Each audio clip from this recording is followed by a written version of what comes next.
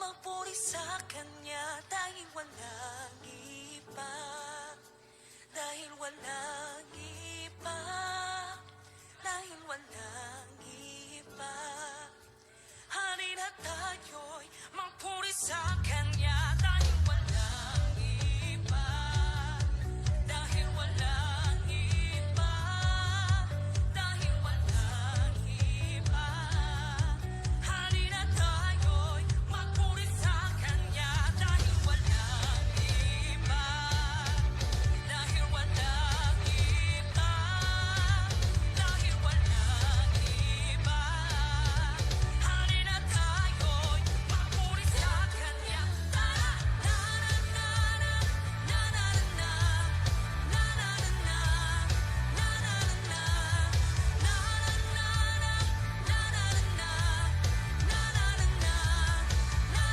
na ang iyong presensya, ako'y lulundag sa sobrang saya. Nagliliyab ang iyong presensya, ako'y sisigaw, malaya na.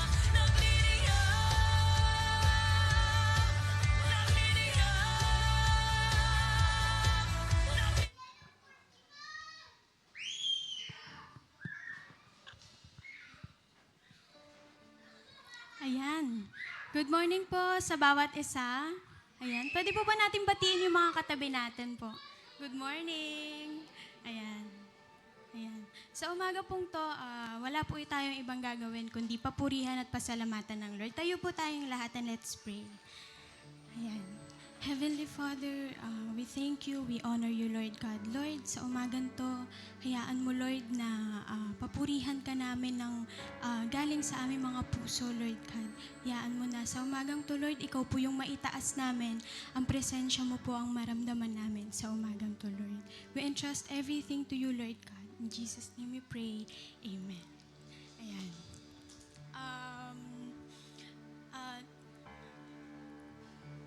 Sa umaga po to, wala tayong ibang gagawin kundi yung ibigay po yung praise and worship natin sa Lord. Yung best praise and worship natin para sa Lord dahil deserve niya po yun. Amen po ba? Amen. Sabi po sa awit 1:18-24, ito ang araw na ginawa ng Panginoon, tayo'y magalak at maging masaya sa araw na ito. Amen po ba? Amen. Let's declare it sa Lord. Amen.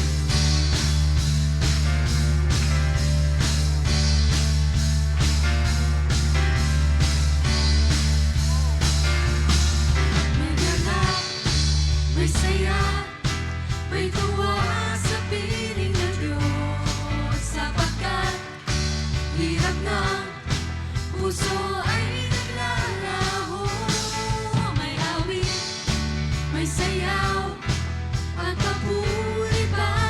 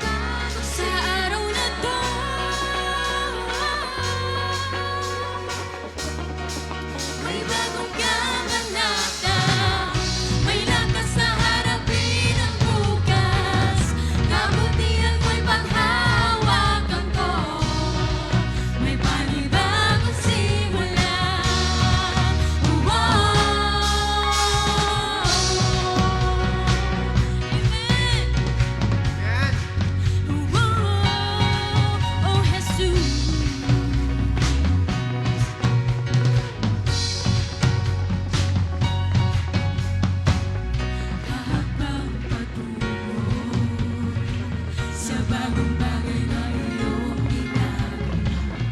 Makapangyarihan, Jesus, ikaw ang pag-asa. Tatahakin ang landas na ika'y kasama ko. O sa araw na to, sa araw na to,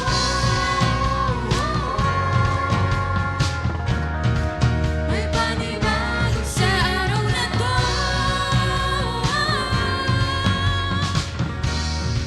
May bagong kabanata, may lakas na harapin ang bukas.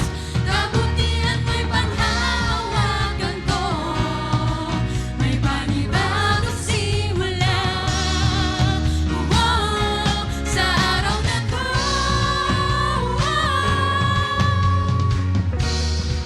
may panibagong sa araw na to.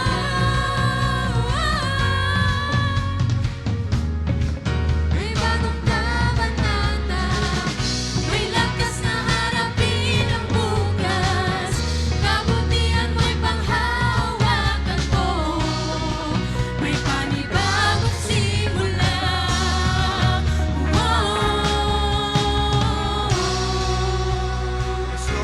Hallelujah. Higit pa sa nalalaman na iisip namin, Lord God. Pangalan mo, Lord. Hallelujah.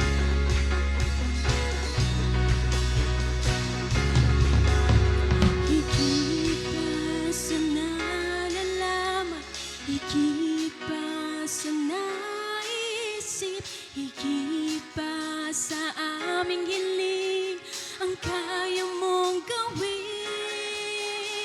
Higit pa sa nalalaman, higit pa sa naisip, higit pa sa aming hiling, ang kaya mong gawin. Hallelujah! Higit pa, higit pa, higit pa sa aming hiling, ang kaya mong gawin. Ang kaya mong gawin. Sa araw na to, amen. May panibago sa araw na to.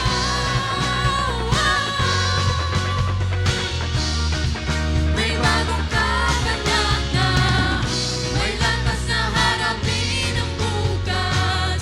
Kabutihan mo'y panghahawakan ko. May panibagong simula. O minsan pa, sa araw na to,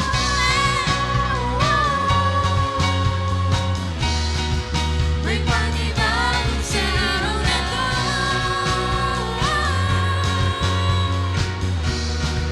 May bagong kabanata, may lakas na harapin ang bukas. Kabutihan mo'y panghahawakan ko. May panibagong simula. Oh,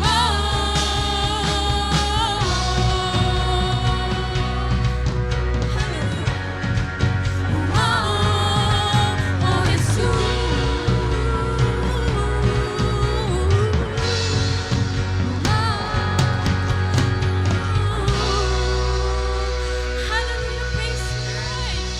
Glorify my name, Jesus. Hallelujah. Tunay nga na napakabuti mo, Lord. You are the greatest blessing that we have, Lord God. Hallelujah, praise you, Lord. Sa iyong yakap, Lord, alam namin na ligtas kami.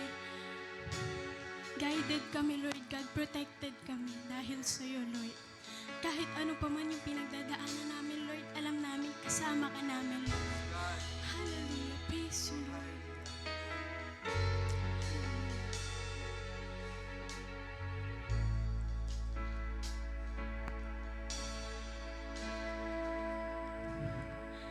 Ano nga bang nakita mo na sa akin ay ninais mo?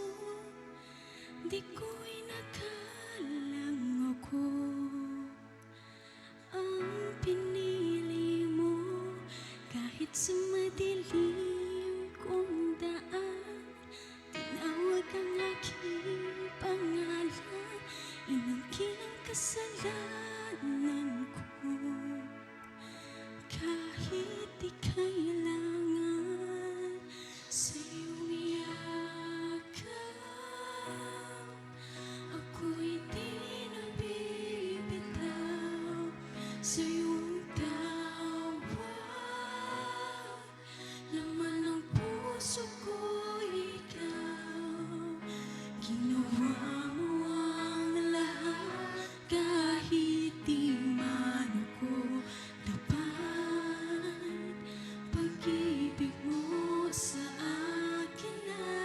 sapat. Ano nga bang nakita mo na sa akin ay ninais mo? Iko'y nag-alala ko. Ang pinili mo kahit sa madilim kong daan, tinawag ang aking pangalan, inangkin ang kasalanan.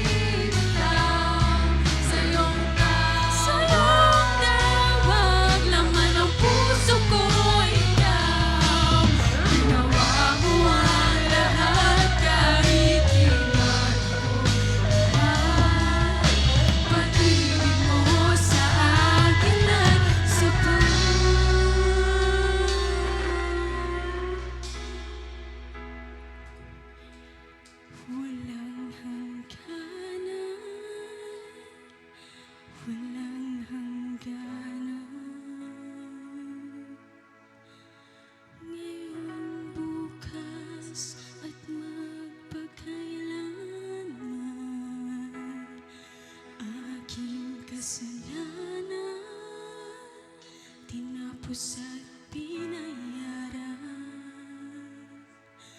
Pinakita mo ang iyong kakayahan. Hallelujah. Praise you, Lord. Yes. Oh, hallelujah. To you all the glory, Lord God. Only to you all the glory, all praises and adoration, Lord God. Hallelujah. Amen. Hallelujah. Makakaupo na po ang lahat.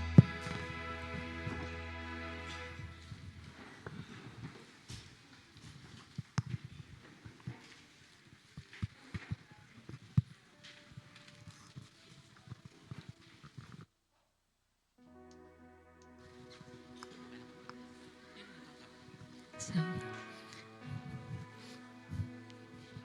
kakanta po ako. Hindi. Mamaya. Yan. Good morning po sa lahat. Nawa ay na-bless tayo sa pagpupuri na pinangunahan ng ating worship team. So, syempre, dadako na tayo sa tithes and offering. Sinong familiar dun sa miracle ng water into wine at saka nung feeding of the 5,000? O, si JM lang may alam. Taas siya ng kaway. Anong common sa kanila? Maliban sa tungkol sila sa pagkain at sa iniinom, anong common doon? Siyempre, hindi nyo naman ako sasagutin. Ako na din ang sasagot. Doon sa water into wine, tsaka feeding of the multitude. Tapos meron din doon sa Old Testament, yung sa widow na tumulong kay Elijah, yung overflowing na olive oil tsaka flour. Yung miracles na yon, pinapakita niya yung divine provision ni God. Yung, lalo na yung sa New Testament, ang pinopoint niya is, Jesus is our provider and sustainer of life. Pero, pag tinignan mo yung kwento nung water into wine, yung tatlong miracle na yon, paano nagkaroon ng wine? Paano dumami yung fish tsaka yung bread? Tsaka paano naging hindi nauubos yung flour tsaka yung olive oil? Kasi may nagbigay. Merong nagpuno ng jars ng tubig. May batang nag-abot nung kanyang tinapay at isda. Tsaka yung widow, pinagamit niya yung oil tsaka flour niya. Hindi naubos. Nag-overflow. Hindi lang na-benefit yung nagbigay, pati yung environment and yung mga nakapaligid sa kanila, nag-benefit dun sa binigay nila. So, hindi lang siya nag-provide, kundi nag-overflow pa yung binigay nila. Kukwentong ko kayo ng very, very light. Sabi, when we entrust to God what we have, He will not only bless us, but also other people through us. Exactly last year, surgery ni Simone. Yung kanyang left ear para sa cochlear implant. Last year yung surgery niya. Yung presyo po nung 2 implant na nasa tenga niyan, kapresyo nung sasakyan namin. Na-diagnose siya, I stopped working after pinanganak ni Simone. Disney princess na lang po ako noon. So, kung iisipin mo lang, kung kukumputin mo, nawalan kami ng half income. Kasi hindi na ako nagtatrabaho, si Junjun na lang. Tapos nag-pandemic pa. Nagkaroon ng time, pareho kaming walang trabaho. Pero, paano na-sustain ni God yung pangangailangan namin? Nabigay niya yung needs namin. Sobra-sobra pa. Meron pang bonus at kumbaga, hindi lang sa amin, but everyone else around us na blessed. Bakit ganon? Kasi pag tinignan ko, looking back, di ba usually pag meron tayong kailangan, pag meron tayong pag-iipunan, kung pwede lang lahat ng pera, hindi mo ilalabas.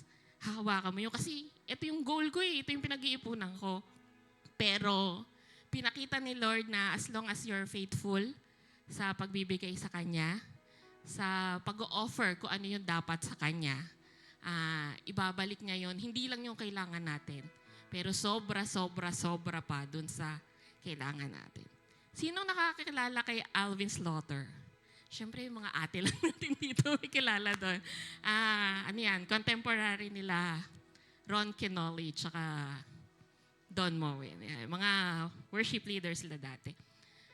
Doon sa isang kanta niya, kung naalala nyo pa, yung That's When, sabi doon sa lyrics, "What's that you have in your hand? I can use it if you're willing to lose it. Take the little that you have and make it grand. I am El Shaddai and I'll more than supply your need." So magtiwala lang tayo kung ano yung nasa kamay natin. Bigay natin yan. Kasi yung tubig, gagawin ni Lord yan na wine. And ipaprosper niya tayo. Lord, maraming salamat po sa pagbubukas ng puso ng bawat isa na nandito ngayon. I-bless mo po kami. I-turn mo yung aming water into wine. And we believe, Lord, na ikaw ang magsusupply ng lahat ng kailangan namin. In Jesus' name we pray. Amen. So, pwede na po tayo magbigay sa gitna po and then sa side exit.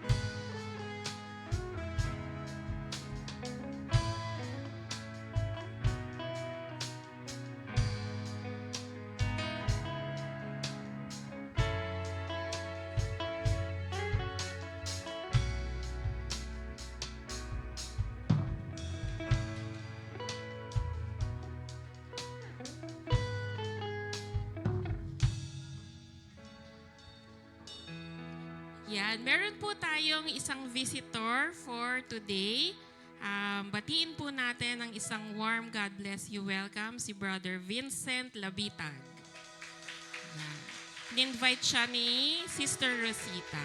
Yan, sana makasama ka namin sa mga susunod pang linggo.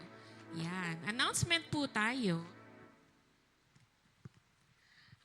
Prayer gathering every first and third Saturday of the month. So next Saturday, meron po tayong prayer gathering. Every 8 a.m. po yan dito sa church. So again, encourage ang everyone na mag-join para as a congregation, makapag-pray po tayo, dala natin yung ating prayer requests and thanksgiving sa ating prayer gathering. Tapos po, discipleship, every Sunday po ito before the service. So 8:30 to 9 a.m. Yan, yung mga nanay, mga kabataan, mga katatayan, youth, meron tayong discipleship every 8:30 to 9 a.m. So agahan po natin para makapag-join tayo and maka-fellowship sa ating ibang kasama dito sa church. And then, 939 moments of prayer. Yung mga lagi nag-check ng GC, makikita nyo po yan, sinisend bago ng 9, ng 3, at ng 9 ulit para sa mga prayer items na kailangan nating ipag-pray every day. So kahit quick prayer lang, daanan nyo lang po yung mga sinisend na prayer items and join everyone na ipag-pray ang mga pangangailangan ng church na ito. Again, 9 a.m., 3 p.m., tsaka 9 p.m. Huwag nyo pong, total, lagi naman kayo nasa mga cellphone nyo, huwag nyo kalimutan, i-check ang GC, andon ang ating prayer items. Ayan, eto na, birthday na. Birthday celebrants natin for August. August 10, si Nizy Gail Himpasaw. And then, August 12, si Ivan Fajardo. And then, August 12 din, si Janus Breer. And, ang dami nilang August, ha? May lunch ba tayo mamaya? August 13, si Marites Jose. And then, August 15, yung pinakamaganda kong pamangkin. Kasi nag-isa lang po siyang babae, si Nadesh Atienza. Yan guys, kakanta tayo happy birthday. Paki-on po yung auto-tune. Ayusan nyo kundi last na tugtog nyo na to ha. Oh. Happy birthday guys! Let's go! Happy birthday! Happy birthday! Nakasan nyo po. Happy birthday! May the Lord God bless you. May the Lord God bless you.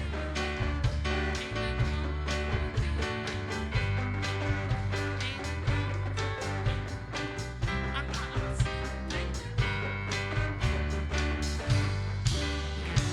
Baka po hindi na sila makaulit. Ako na lang po ulit next. Ayan. So, i-ready na natin ang ating mga puso at ang ating mga isip sa pakikinig. Watch po natin yung video.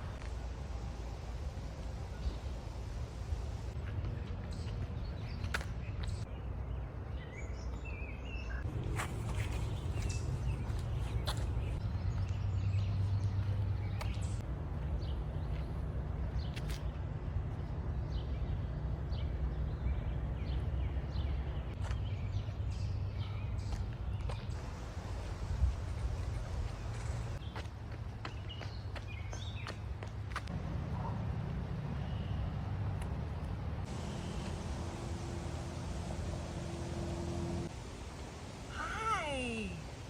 It's a beautiful day! Yay!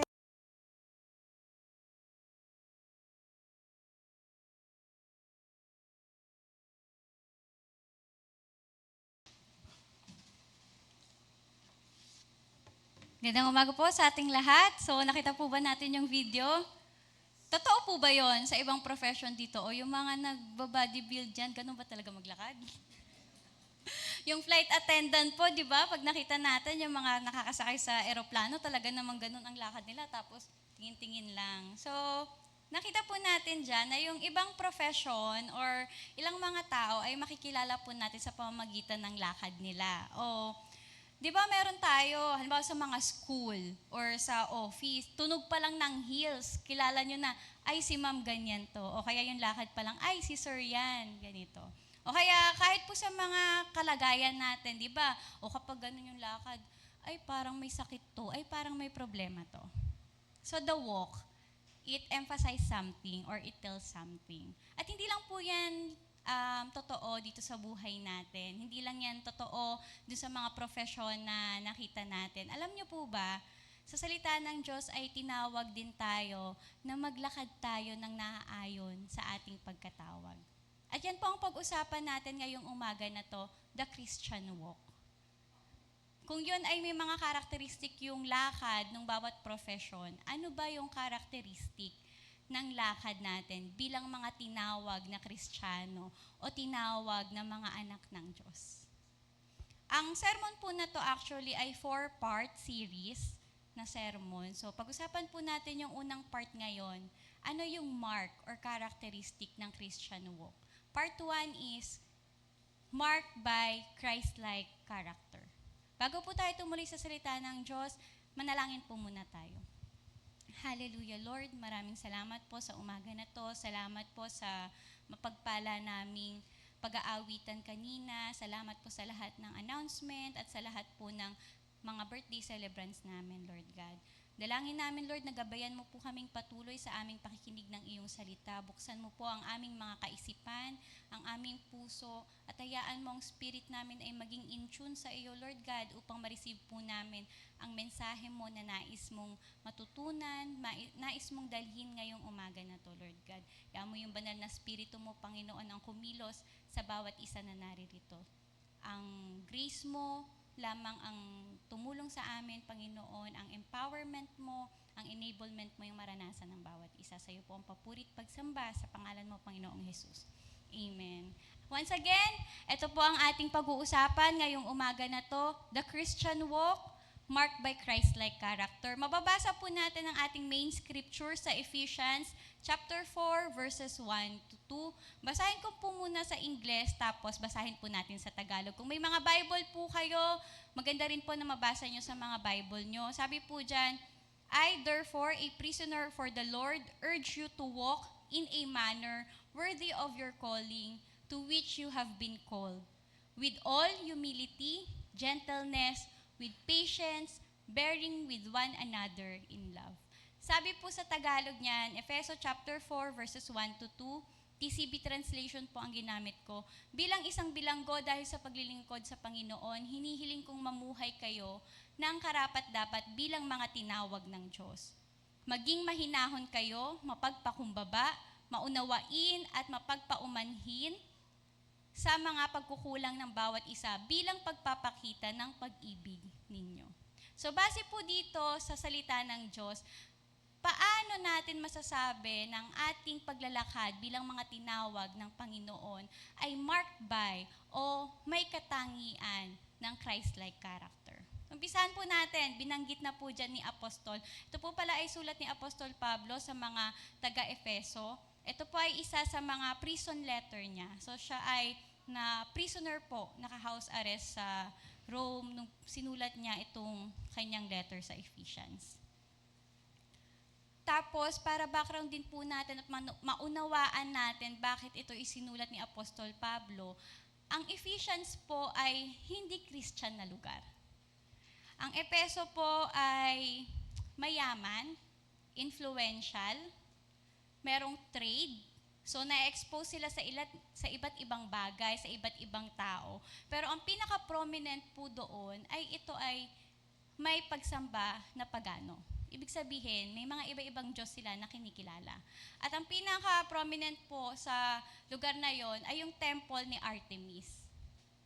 So, given that, na-expose sila sa iba-ibang culture, iba-ibang norms o mga kondisyon sa social status nila, yung mga Kristiyano po doon, na-challenge sila na mamuhay bilang pagkatawag nila sa Panginoon. Kaya yung sulat sa kanila ni Apostol Paul, I urge you, I am pleading, I appeal to you sa mga Kristiyano na naroroon. At marami po sa kanila ay mga bago pa lang din. So nawa mahamon po tayo ngayong umaga, katulad ng paghamon ni Apostol Paul dun sa mga Kristiyano sa Ephesians, ay mahamon din po tayo sa salita ng Diyos, paano ba maglakad with Christ-like character bilang mga tinawag na Kristiyano. Simulan po natin. Number 1, marked by Christ-like character means walking in humility. Sabi po sa verse 2a, sabi doon, with all humility. Ano po ba itong humility? Sa Tagalog ay pagpapakumbaba, mababang loob, mapagpakumbaba. Pero kadalasan po, ang misconception dito sa humility ay hindi lang tayo tumatanggap ng recognition. Ay, hindi ako yan. Ay, hindi, ano lang, hindi naman ako kagalingan. Ay, hindi naman ako sobrang talino. Ay, maliit na bagay, pasimpleng pa-humble, pero nagbabrag na. Hindi lang po ganon yung humility. Sa panahon po ng Greco-Roman, ito, yung time na nasulat tong Ephesians letter, ang social norm po doon ay yung honor and shame. So, yung mga tao doon, normal po sa kanila na nagbabrag. Normal sa kanila na pag-usapan ng pangalan nila na naitataas sila. It speaks of yung wealth, yung influence, yung capacity, mga abilidad nila. So, kung magbabasa po kayo ng mga literature na sa panahon noon, wag po kayong mabibigla kapag parang binabrag nila o pinagmamalaki nila yung katayuan nila sa buhay. So, yun po. So, binavalue nila yung publicly ma-recognize sila. Pero ang sabi po ni Apostol Paul dun sa mga Kristiyano na nasa Efeso ay, with all humility. Yung paglakad nila bilang worthy manner ng pagkatawag sa kanila. So in contrast po, doon sa culture of self-exaltation, self-proclamation, yung pagtataas po sa sarili at paghawak dun sa sariling kakayanan, kayamanan, impluensya, o anumang estado sa buhay, tayo po ay tinawag na maging mapagpakumbaba. Ibig sabihin, tayo po ay free sa lahat ng pride, ng arrogance, regardless po kung meron man talaga tayong say o wala. Kasi meron po talaga, wala na talagang say, pero mahangin pa. Di ba? Yung sinasabi natin, ayan na si Bagyo. Pag nagsalita, hahanginin ka talaga sa sobrang pagtataas ng bangko. May mga ganun po. Normal sa atin yan. Minsan sa kwentuhan po, di ba, yung joke ng mga Pinoy, wala kayo sa lolo ko. Wala kayo sa tatay ko. Di ba? Normal po siya na parang nagmamalaki tayo ng something sa pamilya man natin, sa sarili man natin, sa circle of friends man natin or influence natin. Kasi we are bringing honor to our name. Pero tinawag nga po tayo na maging mababa, free from pride or arrogance regardless of our personal background. Ano ka, mayaman ka ba? May kaya lang? Medyo hindi nakakaluwag sa buhay?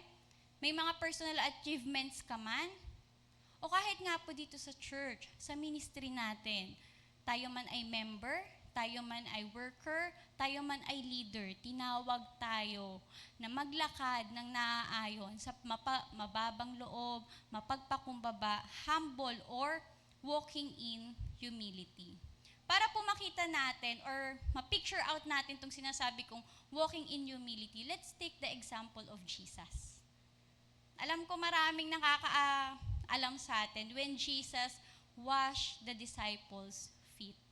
Makita po natin to sa John chapter 13 verses 1 to 17.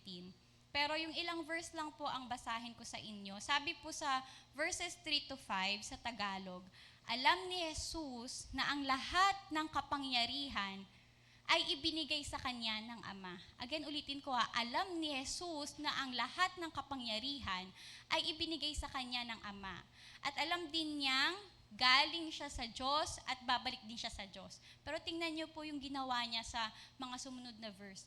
Tumayo si Jesus habang naghahapunan sila, hinubad niya ang kanyang damit panlabas at nagbigkis ng tuwalya sa baywang. Sabi po sa verse 5, pagkatapos nagbuhos siya ng tubig sa isang planggana at sinimulang hugasan ang paa ng mga tagasunod niya at pinunasan ng tuwalyang nagbigkis. Eto po, sabi pa niya sa verse 12 to 17, mag-jump na po tayo. Nang mahugasan na ni Jesus ang mga paa nila, muli niyang isinuot ang kanyang damit panlabas at bumalik sa pagkainan.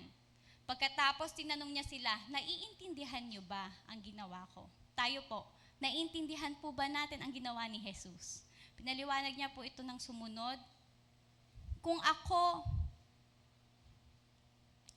tinatawag niyo akong guro at Panginoon at tama kayo dahil iyan ang totoo. Kung ako na guro at Panginoon ninyo ay hinugasan ang inyong mga paa, dapat ay ganoon din ang gawin nyo sa isa't isa.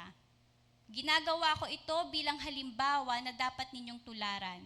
Kaya gawin din nyo ang ginawa ko sa inyo. Sinasabi ko sa inyo ang totoo, walang alipin na masigit sa kanyang amo at wala ring isinugo na masigit sa nagsugo sa kanya. Ngayon, alam na ninyo ang mga bagay na ito. Mapalad kayo kung gagawin nyo ang mga ito. Example ni Jesus, alam niya makapangyarihan siya. Sinugo siya ng Diyos dito kasi may mission siya na iligtas tayo. Siya ay one with the Father. All authority in heaven and on earth ay binigay sa Kanya. Pero anong ginawa niya? Di ba nga sinasabi ni Pastor lagi sa sermon niya na maalikabok kasi doon at may mga mode of transportation, pero madalas, lakad ng lakad. So dahil maalikabok, alam natin yung parte ng Israel, yung mga Middle East, maalikabok talaga. At kahit naman dito sa atin, pag naglakad ka ng naglakad, dudumi yung paa mo. Anong ginawa niya dun sa mga alagad? Nagpakababa siya. Hinugasan niya yung paa. Sabi niya pa, Tinatawag niyo akong guro at totoo yun. That's a given. Pero hindi niya ginamit yung pagiging guro niya pa. Oy, Peter, wala ka man lang ginawa. Hindi mo man lang hinugasan yung mga paa namin. At ako, hindi niya inantay na pagsilbihan siya. Nag-set siya ng example na gagawin. At sabi po, tayo ay tinawag ng Diyos. Sabi dyan, walang isinugo na mas hihigit sa nagsugo sa Kanya. Ibig sabihin, pinapakita lang po doon, anuman ang narating natin sa buhay, sino man tayo, anuman yung pagkakilala natin sa sarili natin, hindi natin siya ginagamit para isipin, ito po yung humility, isipin na mas magaling, mas meron, mas may kakayanan, o mas mataas tayo sa sino mang nakakasalamuhan natin. Ibig sabihin po ng humility, tayo ay willing na gumawa ng anumang bagay na sa tingin natin ay dapat hindi ginagawa nung nasa posisyon natin, nung nasa kalalagayan natin. Ibig sabihin, walang maliit, walang mababa, walang mataas na gawain kung gagawin natin kapag kinakailangan. Yun po ang humility. Katulad ng example na ginawa ni Jesus Christ. Sabi pa po sa Philippians chapter 2, verse 3 to 8, mahaba po ito, pero pag binasa po natin, mapipicture out natin, ano ba yung humility? Sabi dyan, huwag kayong gumawa ng anumang bagay dahil sa makasariling hangarin o sa paghahangad na may taas ang sarili. Sa halip, magpakumbaba kayo sa isa't isa at ituring na mas mabuti ang iba kaysa sa inyo. Ito po yung sinasabi kong explanation. Iniisip natin na mas magaling pa rin o mas may kakayanan yung iba. Meron tayong kapasidad, we take pride sa ating mga kakayanan, pero hindi natin iniisip na mas mataas tayo sa iba. We look at ourselves na hindi natin minamaliit. Hindi po ang humility ay pagmamaliit sa sarili. Ang humility lang po ay hindi natin in-overestimate o nag-overconfidence po tayo dun sa kakayanan natin. Sabi dyan, dapat maging katulad ng kay Kristo Jesus ang pananaw ninyo, na kahit nasa Kanya ang katangian ng Diyos, hindi niya itinuring ang pagiging kapantay ng Diyos bilang isang bagay na dapat panghawakan. Sa halip, binaba niya ng lubusan ang sarili niya sa pamamagitan ng pag-aanyong alipin. In equality with God, but did not use His equality with God as something na panghahawakan, as something to benefit yung sarili niya. Sa halip, ibinaba niya yung sarili niya na parang alipin to serve yung purpose ng Diyos Ama para sa atin, para sa great design niya, para sa plano niya. Naging tao siyang tulad natin at sa pagiging tao niya, nagpakumbaba siya at naging masunurin sa Diyos hanggang sa kamatayan, maging sa kamatayan sa krus. Yung pagpapakababa niya, kasama dun yung submission. Yung pagpapakababa niya, kasama dun yung respect. Equality with God, hindi ibig sabihin inalis niya yung pagka-Diyos niya, pero nirespeto niya yung design ng Ama, yung plano ng Ama, kaya nagpakababa siya. Hindi niya itinuring na parang Diyos yung sarili niya sa panahon na yun. Para lang magawa yung mission, yung purpose ng Heavenly Father. So sa atin po bilang tinawag, tayo po ba'y naniniwalang tinawag tayo ng Diyos? Kasi, ba't ka nandito kung di ka naniniwalang tinawag ka ng Diyos? Sabi nga dun sa isa sa discipleship nyo, di ba, kayo ay personally pinili ng Panginoon. Personally, tinawag ng Diyos. At yung pagkatawag sa atin, maging disciple of Jesus, maging katulad niya. At ito yung isa, we walk in humility. Pagpapakababa. Nakita na po natin, naintindihan po ba natin yung humility? Hindi ito yung minamalit yung sarili. Hindi lang tayo nag-overestimate ng kakayanan natin. At ang isa pa pong titignan natin, we put the interest of others. We put others before ourselves. Hindi dahil nasa posisyon, hindi dahil maganda ang pamumuhay, hindi dahil sa status, gagamitin natin yun for our benefit. We put others before ourselves. So, paano po natin ito ma-apply? Sa bahay, overachiever ka. Ay, sila, ano na lang yan? Kuya mo pa yung inutusan mo. Kuya, wala ka namang ginagawa dito sa bahay. Delicate yung mga kamay ko. Bahala ka dyan kumilos. Maghugas ka ng plato. Sa trabaho, ay, manager na ako. Pero kasi, walang mga tao, so kailangan mo mag-ayos ng mga upuan kasi may meeting kayo, seminar kayo. Dahil wala namang ibang tao at kailangan mo na mag-prepare doon, hindi mo gagamitin yung posisyon mo para sabing, hindi ko gawain yan. Hindi ko task yan. Hindi yan task ng isang manager. So, humble ka pa din. Gagawa ka pa rin ng feeling mo, gawain na nung subordinate mo. O hindi mo iisipin na ikaw yung pinakamagaling dun sa room na yon, you will respect the opinion kapag may mga meeting. Yung suggestion, papakinggan mo.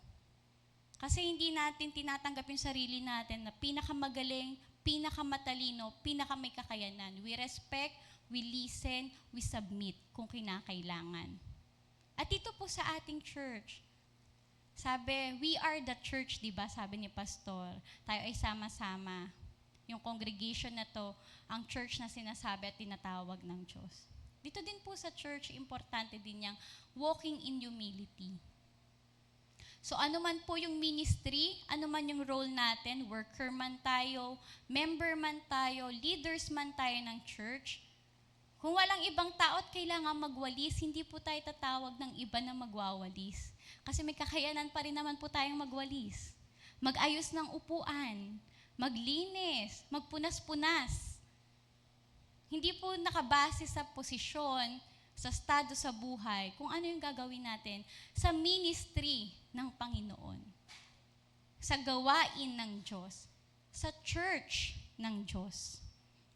We will help in whatever capacity, kung ano man yung task at hand na kinakailangan. Ibig sabihin, mababa tayo na kahit saang lugar tayo dalhin, kahit sa anong gawain tayo dalhin, kikilos tayo kasi hindi natin pinanghahawakan kung ano man yung meron tayo. So again, we are called to walk in a manner na worthy of our calling. So our Christian walk must be marked by Christ-like character. At una na nga po, walking in humility. So let's reflect.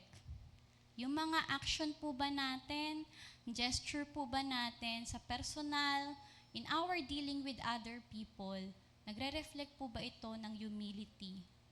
Bawat words na ina-utter natin, bawat interaction natin sa isa't isa, even yung mga facial expressions natin, ito po ba ay with humility? Let's think about that. Pangalawa po, sabi dyan, humility and gentleness. So magkapatid kasi yan eh. Magkadikit silang dalawa, very close, humility and gentleness. So pangalawa is walking in gentleness.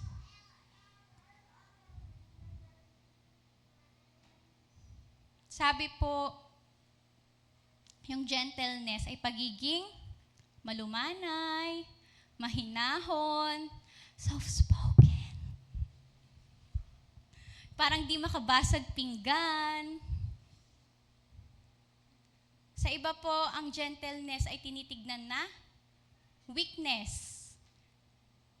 Wala namang sinabi yan. Di naman yan makakapalag. Tama po ba? Normal sa ating marinig yun. Parang kapag sa school, pag gentle ka, yung tatahi-tahimik sa sulok, yung parang hindi lumalaban kapag may sinasabi tungkol sa'yo. O kapag, ay, hindi ko po alam eh. Ano po ba yun? Mahina. Isang kahinaan, yung pagiging gentle. Bakit po? Kanina nga shinare ko, ang culture kasi doon, sa panahon nung sinulat tong letter na to, yun nga, honor and shame. So ayaw mo ma-shame ka. Walang dapat makitang bahid ng kung ano mang dumi sa sarili mo. At doon, ang ginagawa is to exercise power. Kaya nga gusto mo influential ka eh. Marinig pa lang yung pangalan mo, with power na. Gusto mo mag-dominate. Yung dominance, mapakita mo. Kaya binabrag nila yung kung anong meron sila. Kakayanan nila. Anak ako ni ganito eh. So hindi mo ko pwedeng kausapin ng ganyan. Ay, lolo ko si ganto. Kilala ako sa lugar na yan. Sige, kayang-kaya natin yan. Sino ba yan? Abangan natin sa kanto. Ganon. Ine-exercise yung dominance sa pamamagitan ng mga gesture, ng bragging. Kaya sabi ko, very close talaga tong humility tsaka gentleness. Kasi nauuna yung humility para maging gentle ka. Ito po ang i-take note natin. Gentleness is not weakness. Actually, sobrang bigat po ng gentleness na hindi po lahat ay nakakagawa nito. Kasi it takes effort talaga because you are controlling whatever strength or power na meron ka. Yung pagiging gentle, nire-restrain mo yung sarili mo. May kakayanan kang sumigaw. May kakayanan kang gawin yon, pero hindi mo ginagawa. Nagpipigil ka. So it takes so much para makapagpigil. Kasi ano po ba ang culture natin, then and now, is maging reactive. Tama po ba? Halimbawa, kinukulit ka lang. May ginagawa ka. Ano ba? May ginagawa ko eh. Nakataas na ang tono, nakakunot na ang noo, nakasimangot. O kaya, may sinabi lang sa inyo na meron kayong usapan, tapos feeling mo, inaatake ka na. Kaya sasabihin mo, ay hindi pwede yan. Hindi pwedeng gawin yan. Ganito lang dapat. Kasi kapag wala kang gentleness, di mo mapigilan yung sarili mo. Ano tayo nasa era tayo na gusto natin ng self-protection. Gusto natin ng self-promotion. Kung ano yung magbe-benefit sa atin. So we mask it, we cover it with harshness, with violence. Kaya walang gentleness. Inuuna sa galit, inuuna sa taas ng boses. Aba, pag mas mataas boses ko, hindi na makakasalita to, matatahimik na to. Nabingi na kasi sobrang high pitch. O kaya, in brute force. Ano po ba yung nakikita natin sa paligid natin? O para makuha yung gusto, di ba? Yung pag may mga demolition. O di ba, nakita natin sa mga teleseryeng Pinoy, demolition scene, gagamitin ang brute force para makuha nila yung isang lugar. To exercise power, walang gentleness. Walang softness, walang tenderness, walang mild manner dun sa way nila. So gentleness po is power and strength under control. It's care, kindness, consideration. We can exercise gentleness kung may care, kindness, and consideration tayo before we react, before we respond. We assess kung kanino ba tayo nakikipag-relate. Kaya niya ba yung ganitong response? O needed to be a more mild, more soft, more kind reaction? So we control our tendency to react. Contrary nga po dun sa exercising ng brute force, ng violence, ng aggression, ng harshness, to exercise dominance, kinokontrol natin yung sarili natin. Iniisip natin, pag sinabi ko ba to, will it damage the person? Will it destroy the person? So, kapag yung sasabihin nating salita, yung reaction natin, yung behavior natin or action natin, instead of encouraging and uplifting yung mga tao sa paligid natin, instead of motivating them to change, ay ma-destroy pa sila lalo, iniiwasan natin yun. So we act with tenderness. Hindi po to yung tatahimik ka lang sa gilid. Hindi po siya weakness na hindi mo nasasabihin yung totoo. You are saying the truth, but laced with grace, with compassion, with mercy. So tignan po natin ulit yung example ni Jesus para mas ma-picture out natin. Pamilyar po ba tayo sa John 8? Nung na-encounter ni Jesus yung woman caught in adultery. Sabi po dun sa verses, ito po yung kwento. So si Jesus nasa templo. Yung mga Pariseo at scribe, nagdala po sila ng babae. Sandiyan si Jesus. Tapos hinagis nila sa gitna. Brute force. Power. Exercise of power. Sabi nila, Jesus, nahuli namin tong babae na to na involved sa adultery. So kasalanan yun. Ito dapat yung gawin sa kanya base sa law natin. Anong gagawin mo? With brute force, with violence. Bakit? Meron silang hidden agenda. That's to trap Jesus. Kung ano man yung sasabihin niya, will be used against Him. Kung sabihin niyang i-stone, bawal sa kanila yon kasi under Roman Empire sila. So dapat mag-submit sila sa law ng Roman kung paano ba execute yon. Pag sinabi niyang wag, ay binibreak mo naman yung law ng Panginoon kasi kasalanan yan, dapat i-address yan. Yan. Si Jesus, walang pakialam. Alam niyo ba? So siya pakialam. Nakaupo siya. Nagsusulat daw siya sa sand. So hindi na nalaman kung ano ba yung sinusulat niya. Tapos sabi yung mga tao, hindi na lang yung scribe at pariseo, pero lahat na nang nandun sa templo. Nangungulit na sila. Ano na, Jesus? Ano nang gagawin mo dyan? Sabi po sa verse 7, pero paulit-ulit silang nagtanong, kaya tumayo si Jesus at sinabi sa kanila, kung sino sa inyo ang walang kasalanan, ay siya ang maunang bumato sa kanya. Pansin nyo, hindi agad nag-react si Jesus. Hindi nga natin alam kung ano talaga yung sinusulat niya. Hinayaan niya lang muna yung mga gumagamit ng violence, yung sitwasyon. Tapos kinukulit na siya. Anong reaksyon niya? Kung sino sa inyo ang walang kasalanan, ay siya ang maunang bumato sa kanya. Niisip ko, may exclamation point ba to? Ibig sabihin na inis o nagalit si Jesus? Wala naman. Normal sentence lang siya. Naka-quotation, ibig sabihin sinabi ni Jesus yon. Wala rin sinabi na nakakunot ang noo, nagpupuno ng galit, naiinis, kasi inistorbo sa ginagawa. Nagtanong lang siya. Hindi rin siya nagturo dun sa mga tao. O sige, ikaw na bumato. O ikaw na mag-decide dyan. Sabi niya, kung sino sa inyong walang kasalanan, ay siya ang maunang bumato sa kanya. Sabi po dun sa latter part dun, isa-isa, simula sa pinakamatanda hanggang sa pinakabata, umalis na dun sa lugar, dun sa templo. Naiwan yung babae. Tapos sabi dun, sa chapter 8, verse 10 to 11, tumayo si Jesus at sinabi sa babae, babae, nasaan na sila? May humatol ba sa'yo? Sumagot ang babae, wala po. Sinabi ni Jesus sa kanya, hindi rin kita hahatulan. Maaari ka nang umalis, pero wag ka nang muling magkasala.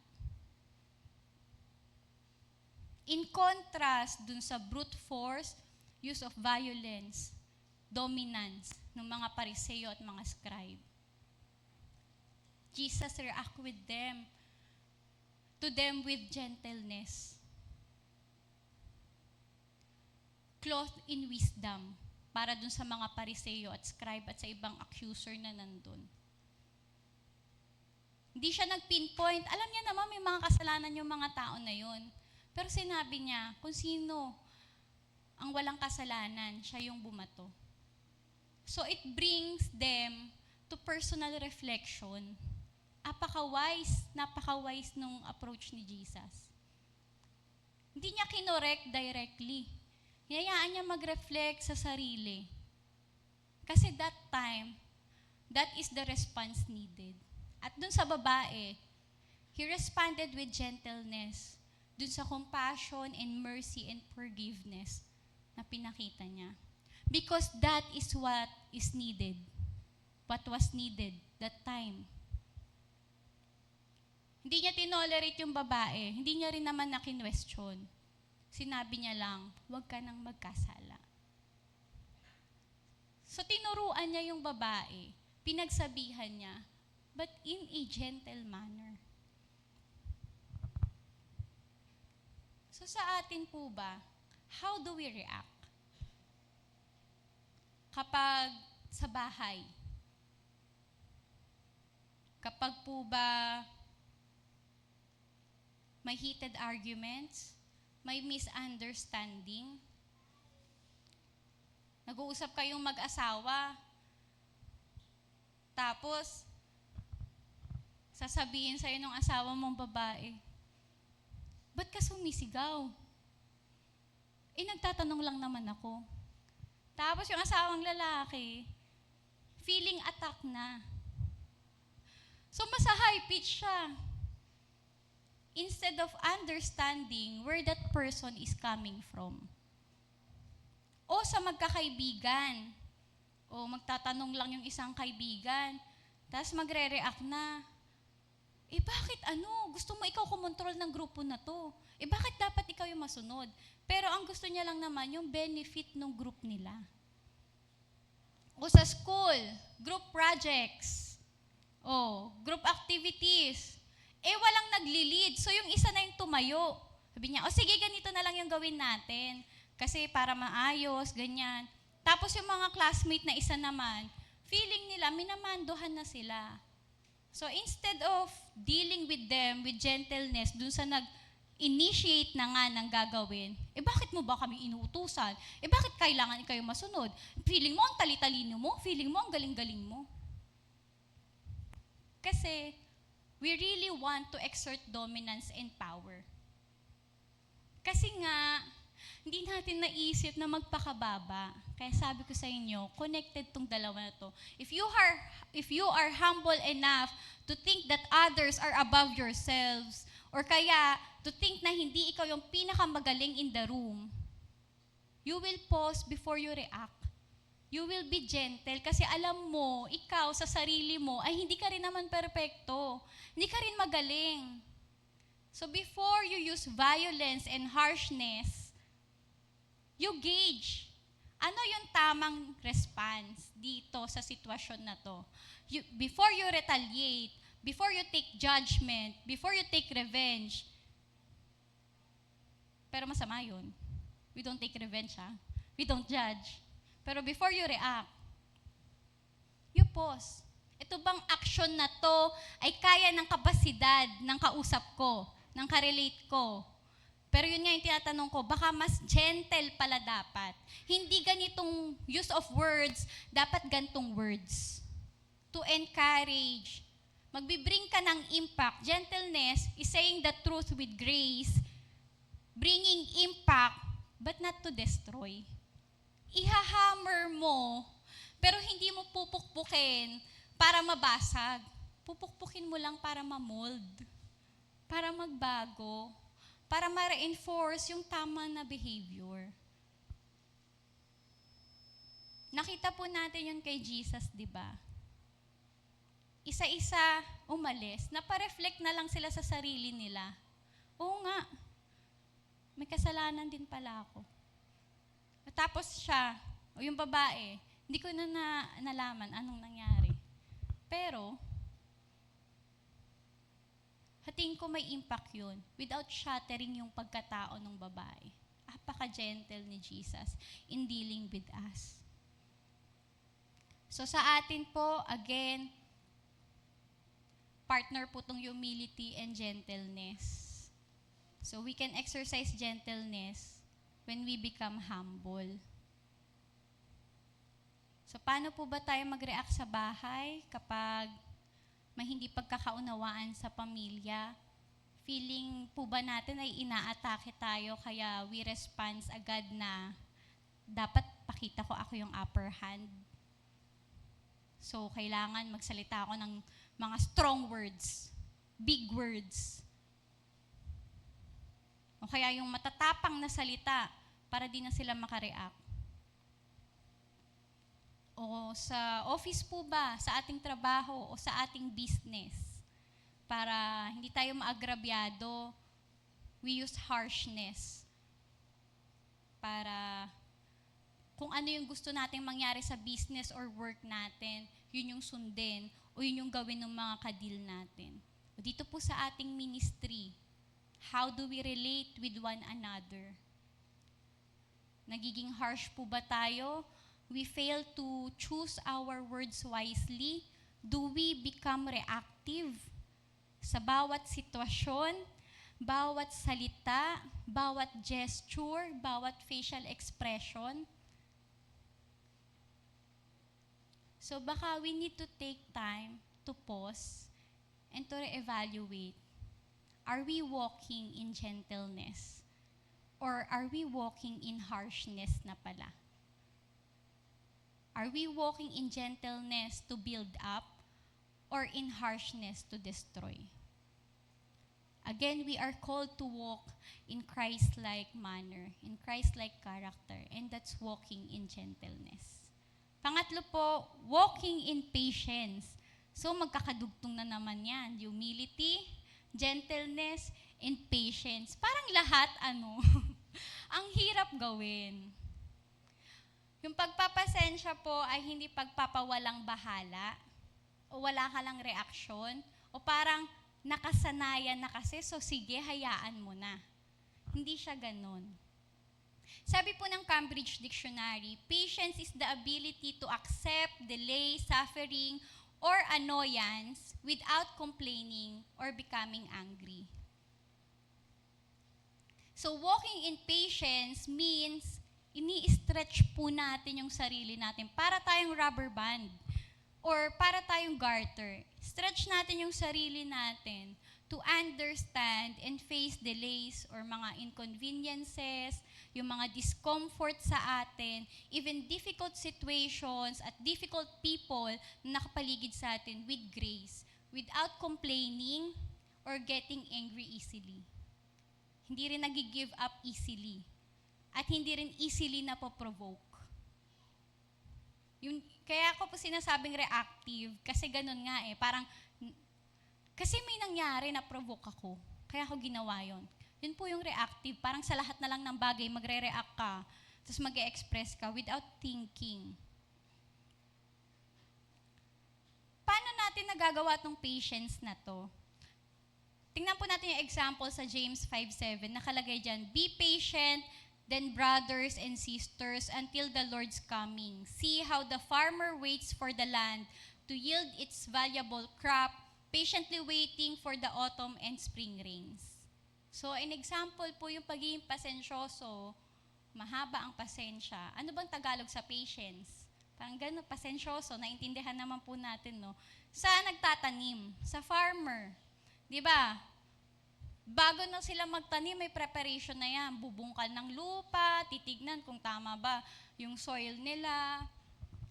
Kung bago nga magbungkal, may mga damo-damo, tatanggalin pa yung mga damo-damo.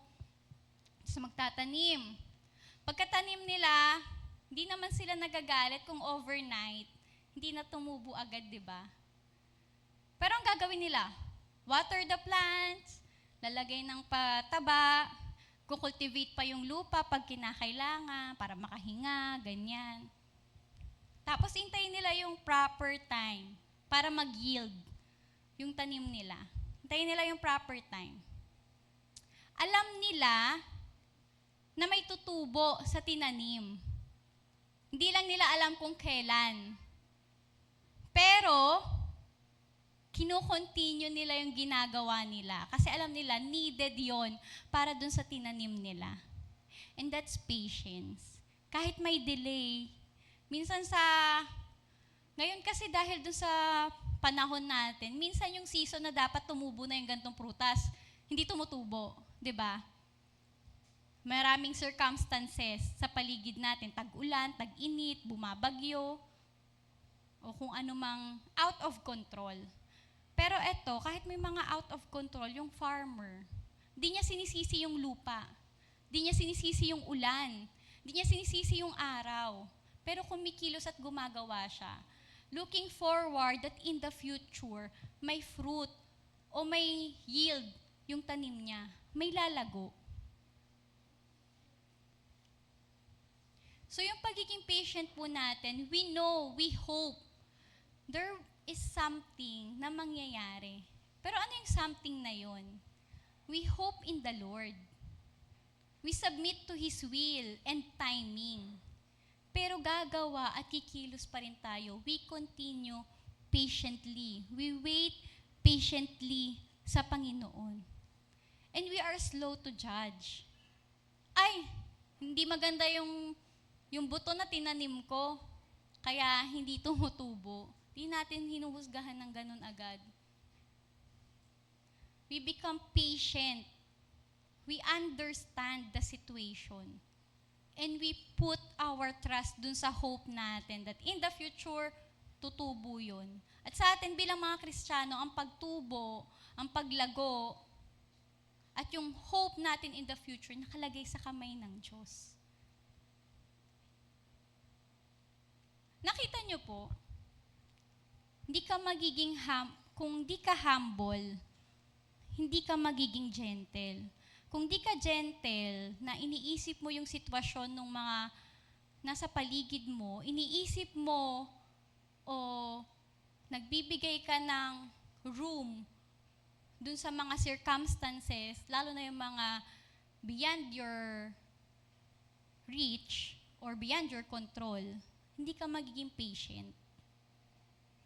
Di ba yung gentleness, you hold back na maging harsh, nagiging kind ka, nagiging tender ka, nagiging mild-mannered ka. Pero kung wala yung gentleness, di ka magiging pasensyoso.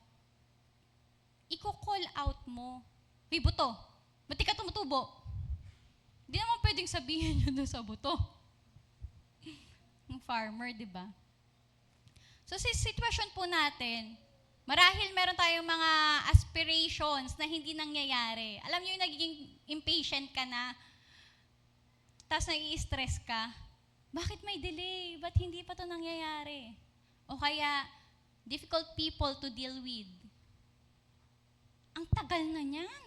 Sa trabaho, di ba tagal ko nang binigay yung project na yan sa'yo? Ba't di pa natatapos? O kaya, halimbawa, uso po kasi, di ba, sa mga corporate, yung mga young pro natin, sim natin, minsan, busy ka na dun sa daily task mo, biglang may bibigay sa'yo na na trabaho. Urgent yan. Kailangan na magawa. ASAP. Pero mali daw po yung ASAP kasi as soon as possible lang. Anyway, di ba yun? Tapos, mga ilang minuto lang, halimbawa 5 minutes, kakabigay lang task sa'yo o kaya kaka-email lang. Oh, ba't wala pa yan? Yung report na yan, kailangan ko na yan ng ganitong oras. Nagiging impatient sila. That's beyond our control. May mga ganun talagang sitwasyon na kailangan yung urgency. Pero po sa ating walk, sa ating pagkatawag, sabi, we need to exercise patience. Kasi ultimately, the things that we want to happen, nakabase pa rin sa kalooban at timing ng Panginoon. So, our patience is rooted sa Panginoon pa rin po. Let's take for example yung mga disciples. Naging pasensyoso ang Lord sa kanila. Kahit anong karakteristik ng mga disciple, iba-ibang tao yan, meron, mainitin ang ulo, gusto, sabak agad. Meron naman, hindi mapigilan ang bibig, kung ano-anong sinasabi na hindi pinag-iisipan. Meron naman, nakalimutan maging humble, Lord, ilagay mo kami sa kaliwat kanan mo pag nandun ka na sa langit. But the Lord exercised patience sa kanila. Kasi alam nila, they are still walking in their journey of growth and maturity. At ganun din po sa atin. Kaya minsan di tayo makapagpasensya sa mga tao kasi, ako nga, ganyang edad. Ako nga, ganyang sitwasyon, nagawa ko yan. Ako nga, ganyan yung nangyari, pero nakasurvive ako. We tend to compare sa sarili natin. Again, we can exercise patience kung aalsin natin yung focus sa sarili natin at titignan natin yung sitwasyon ng lahat ng nakakadil natin. Kaya Christ-like character, ang titignan nating laging example, yung example ng Panginoon sa atin. Ang Panginoon ay naging humble sa atin, naging servant siya para maligtas tayo. Ang Panginoon naging gentle sa atin. Ilang beses ka na rin bang nagkamali, kapatid? Ilang beses ka na bang naturo na yan, paulit-ulit mo pa rin ginawa? But how does the Lord rebuke you? How does the Lord deal with you? With gentleness sa salita niya, sa truth ng salita niya. O bakit hanggang ngayon di mo pa na-overcome yung struggle na yan? Hanggang ngayon di mo pa na-overcome yung flesh na yan, anak? But the Lord deals with us with patience. Di ba? Sabi nga, slow to anger ang Lord sa atin eh. So lagi nating titignan ang point of standard natin ay ang Panginoon. And that's how we should deal with every situation, with every people na nakasalmuhan natin. Di pa po ako tapos. Ito po yung pagtatapos ko. So sa patience natin, sa ministry, sa work, let's not be easily angered. Katulad ng Panginoon, let's be slow to get angry. Let's stretch ourselves to understand, to guide, to encourage, to correct with gentleness and humility. And lastly, sabi dyan, bearing with one another in love. Dito yun nagbo-boil down sa love. This is not the kind of love na romantic love sa mga couples. Or yung love with the family, love with friends. This type of love is the agape love. The unconditional, selfless, sacrificial love of God that we have received in Christ. And that's the same love that we should exercise in our walk sa pagiging Kristiyano natin. Sabi dyan, bearing with one another. So, ibig daw sabihin nun, is dinadala natin yung isa't isa, pinapakisamahan natin yung isa't isa. Sabi nga dun sa ibang translation, forbearance, yung ibang synonyms nun, long-suffering. Long na suffering pa. Anong maganda dun? Nagsasuffer ka ng matagal? Hindi, literal lang naman yun. Pero kung titignan natin, it sum up yung tatlo eh. With love, you can bear with other people. With love, you can act with gentleness. With love, you can be humble kasi mas iniisip mo yung iba. So, it is only walking in love that we can bear with one another or put up with each other's flaws, weaknesses, and shortcomings. Yung prodigal son, kinuha niya yung lahat ng gusto niya. Yung mana niya, nilustay niya sa lahat ng gusto niyang gawin. Wala namang benefit yung tatay doon. Kahihiyan pa nga siya ng tatay niya. Sabi doon, the father is patiently waiting. Patience. Pagdating, tumakbo. Humility. Kasi sa kanila, yung standing ng tatay is hindi tumatakbo. Kailangan lahat lumalapit sa kanya. patience, hindi siya sinigawan, or gentleness, hindi siya sinigawan, hindi siya sinisi, hindi siya dinuro-duro, hindi siya pinagsabihan ng masasakit na salita, walang harshness. Anong ginawa niya? Hinalikan, niyakap, pagkatapos tinawag yung mga alipin, bigyan nyo ng ganito, ng ganyan. That's love. The father sacrificed his time waiting dun sa anak niya na bumalik. The father sacrificed yung social standing niya. Tumakbo siya. The father sacrificed his right na pagalitan yung anak. His right to dominate yung anak, but he chose to exercise love. At ganon din si Jesus. He chose to exercise love. For God so loved the world. Naging sacrificial siya. Sabi sa 1 Corinthians 13:7, love bears all things, believes all things, hopes all things, endures all things. Nakita nyo? You believe sa kakayanan ng mga nasa paligid mo. You hope that they will be transformed, and you endure kahit difficult to deal with. Sabi, we are the church of Christ.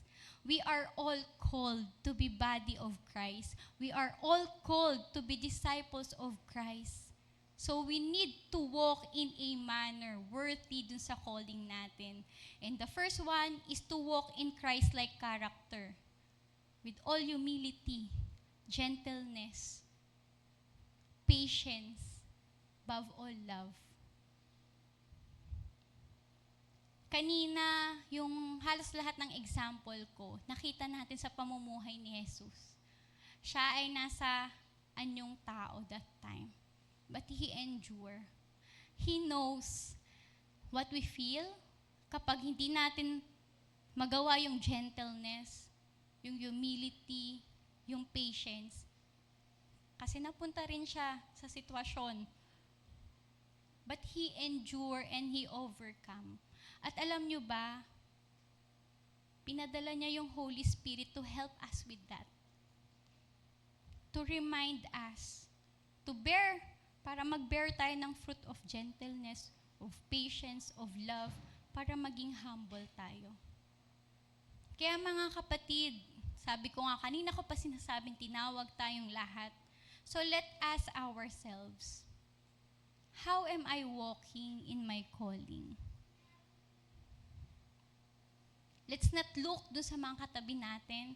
It's not for us to judge. Or kung may naiisip tayo, uy, dapat nandito siya para narinig niya yon. But let's look at ourselves. How am I walking in my calling? Am I walking in gentleness, in humility, in patience, in love? So, dahil tinawag tayong lahat, let's all be challenged. Maaring hindi natin ma-assess yung sarili natin ngayong umaga, but the Holy Spirit is available to reveal to us. Sabihin lang natin sa Lord, Lord, search my heart. Hanapin mo kung saan ako nahihirapan.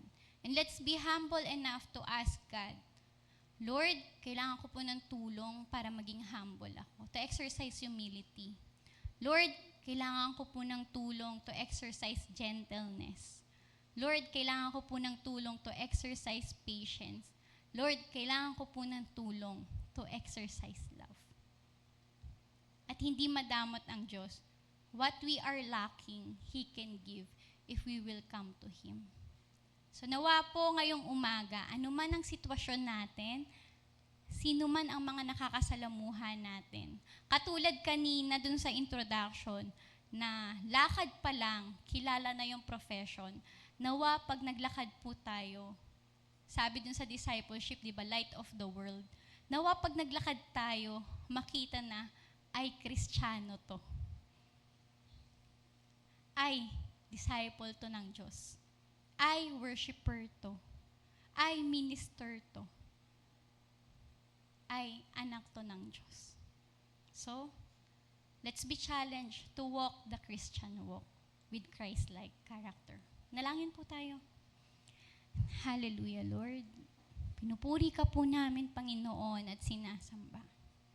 Salamat, Lord, sa salita mo, sa mabiyaya mong salita, nagbukas sa kaisipan namin, na nag-remind sa amin, Lord God, that we are called, specifically called, personally chosen by you. At tinanggap namin tong pagkatawag mo na to sa amin. Sabi sa iyong salita, Lord God, that we must walk in a manner worthy of our calling, with all humility and gentleness, with patience, bearing with one another in love. Panginoon, ikaw po ang nakakita ng sitwasyon namin, ng puso namin, ng buong pagkatao namin. Kaya Lord, tulungan mo po ang bawat isa sa amin, Lord God, to ask that you open our eyes, that you search our hearts, and make known to us, Panginoon, saan ba kami lacking sa mga bagay na ito. Lord, minsan mahirap sa amin na tanggapin na may pagkukulang kami, na meron kaming hindi magawa na nagre-reflect sa calling mo sa amin, Panginoon. Kaya help us, O Lord. Open our minds and hearts, and hayaan mo yung spirit namin, Panginoon, ay makipag-usap sa iyo. Lord, kung kailangan namin ng humility, humble us, O Lord, dahil ikaw nga ang Diyos. Pinag-anyong tao at naging servant, Lord God. You make the example, Lord. Tulungan mo kami, Panginoon, na ibaba anuman yung tinitignan naming crowns namin, achievements namin, kakayanan namin. I-lay down lahat sa iyo to kasi nga, Lord, lahat ng bagay na to ay maruming basahan lang sa iyo. Wala pa to sa katiting ng kaya mong gawin. Hayaan mo yung mind namin ay laging mapuno ng kakapangyarihan mo, ng katalinuhan mo, ng wisdom mo, Lord, para makita namin, Lord, wala pa kami sa kalingkingan mo at yun yung tumulong sa amin to humble ourselves, Panginoon. At Lord, kung kinakailangan namin maging gentle, help us, Lord, to watch our words, O God, to control our reactions, our behavior, our gestures, O God. Hayaan mo, Lord, that all that we do will be clothed in grace, in mercy, in compassion, in understanding. At hayaan mo rin, Lord, stretch out pa namin yung sarili namin to walk in patience, O God. Na huwag kaming magalit agad. Na huwag kaming mag-give up agad. Katulad ng hindi mo pag-give up sa amin many times, O Lord. Katulad, Lord God, ng instead of harsh words, you come to us in gentle whisper, Panginoon, to correct us, to rebuke us, to discipline us, O God.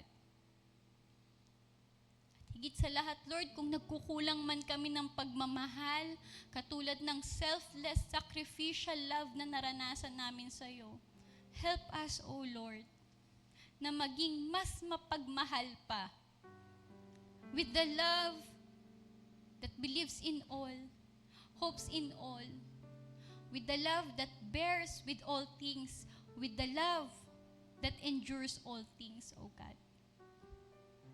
Panginoon, hindi po namin kaya to sa sarili namin, kaya hinihingi po namin ang tulong mo, ang tulong ng banal mong Espiritu, ang pag-empower, ang pag-enable mo sa bawat isa sa amin.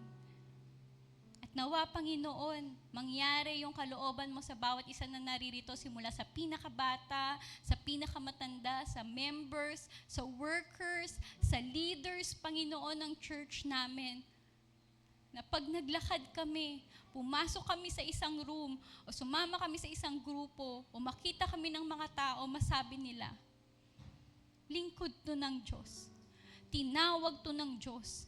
Anak to ng Diyos kasi nakikita sa salita, sa pamumuhay, sa behavior, sa reaction namin, yung character na meron ka.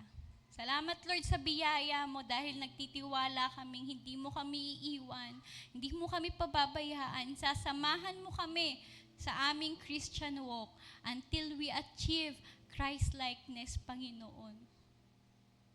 Salamat po, Lord God, muli sa biyaya ng salita mo. Hayaan mo, Lord, na mamuhay ito sa puso ng bawat isa sa amin, na lumago ito.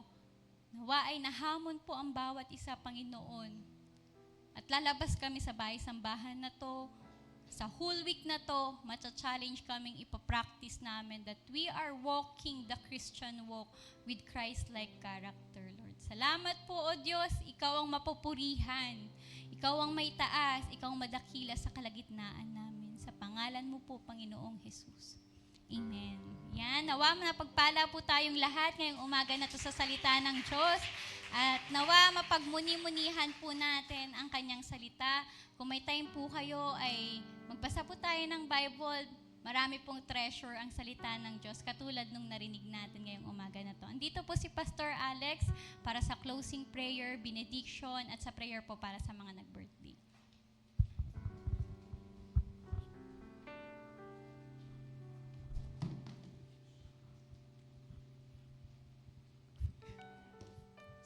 Sensya na. God bless you, Sister Ann.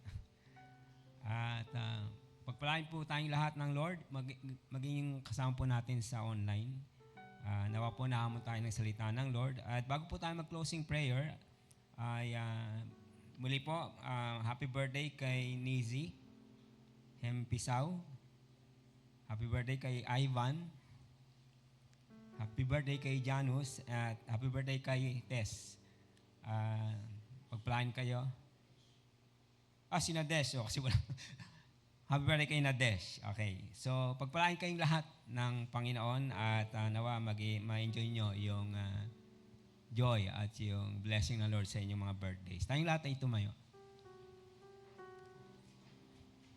Lord, salamat po sa iyo sa oras na ito. Nabanggit po namin ng mga kapatiran namin na this coming week ay maglaraos ng kanilang kaarawan. Pagpalain niyo po sila, O Diyos. Ano man po yung age o yung state ng buhay nila, ng kalagayan ng buhay nila, maging malapit po kayo sa kanila. Nawa po, iparanas niyo po ang iyong pagpapala, iparanas niyo po ang iyong pagkilo sa kanilang mga buhay, na sa kanilang birthday na isa-celebrate nila ay magkaroon po sila ng kagalakan, magkaroon po sila ng assurance mula sa iyo na kayo po yung Diyos na nagbabantay at lumilingap sa kanilang mga buhay. Nawa maging bahagi po ng pag-celebrate ng mga kapatiran namin na magba-birthday, yung plano po nila ay sumang-ayon sa iyong kalooban. At anuman po nawa kanilang mga birthday wishes, Lord, na magpapa-develop sa kanilang buhay, magpapaunlad sa kanilang personality, i-grant niyo po iyon, O Diyos. Nawa mapuno po sila ng lahat ng mabubuting bagay as they celebrate their birthdays, dear Lord. Salamat po, aming Ama. Pagpalaan niyo rin po ang aming kapatid, Sister Ann, sa paghayag niya ng iyong salita at nawa ang iyong patuloy na pagkilos at paghipo sa kanyang buhay. Maranasan niya, especially sa kanyang seminary training, maging sa kanyang preparation sa full-time ministry. Dear Lord, salamat po. I-bless niyo rin po ang bawat isang naririto, yung mga nasa online, nakasama namin.